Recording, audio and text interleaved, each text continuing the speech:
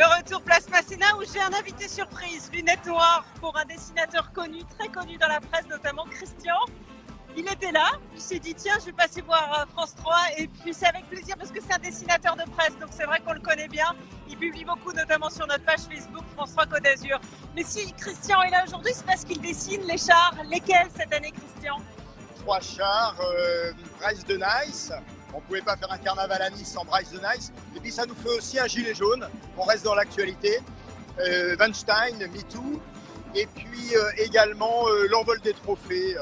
Voilà, 3 chars, 2 qui ont été construits par la famille Povigna et Bryce de Nice par Cédric Pignataro.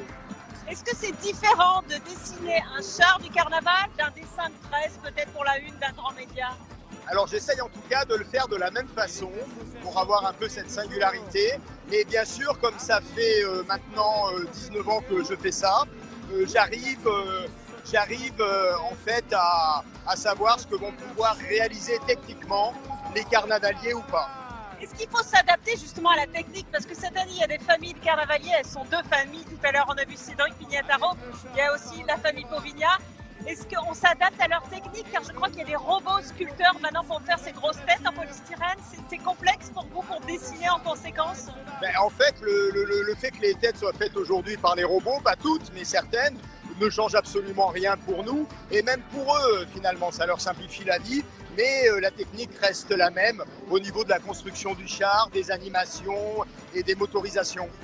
Il y a un jury, une sélection, c'est un concours. En fait, comment on devient dessinateur imagier, puisque c'est aussi comme ça qu'on vous appelle?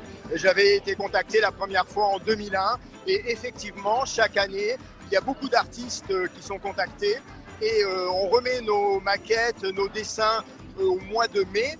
Et là, il y a un jury qui se réunit et qui choisit les chars et les dessinateurs qui sont retenus ou pas. J'ai la chance d'avoir été retenu chaque année depuis le début, d'avoir dessiné à peu près 45 chars depuis. Et j'espère que l'aventure va durer parce que c'est vraiment passionnant et j'aurais du mal à me passer aujourd'hui de cette collaboration et ce travail en collaboration avec les carnavaliers. Alors justement, on profite puisque Bryce de Nice est parmi nous. Donc Bryce de Nice dessiné par Christian. On a envie de dire forcément, on est fiers en tant que Niçois aussi de dessiner comme personnages presque locaux pour Bryce de Nice. Et bien sûr que c'est génial de voir son dessin prendre volume et quel volume. Il m'est arrivé de faire des rois qui dépassaient les 16 mètres de haut, c'est vraiment génial. Mais oui, c'est vraiment super de voir ensuite le public réagir au passage du char. Et on a un ami commun avec Jean Dujardin, il est très content d'avoir ce char qui le représente. Et voilà, il y a un autre clin d'œil, je parlais tout à l'heure des gilets jaunes, c'est une boutade parce que bien sûr, comme je viens de vous le dire, on fait les dessins 1 an à l'avance. Mais il y a aussi à l'arrière du char Bryce de Nice le Negresco. Et c'est aussi un clin d'œil bien involontaire à Madame Augier qui nous a quittés il y a 3 semaines.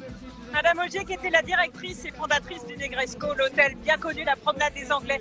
Merci Christian, justement on repart sur la promenade des Anglais, côté mer, avec Aurélie côté soleil, côté palmier.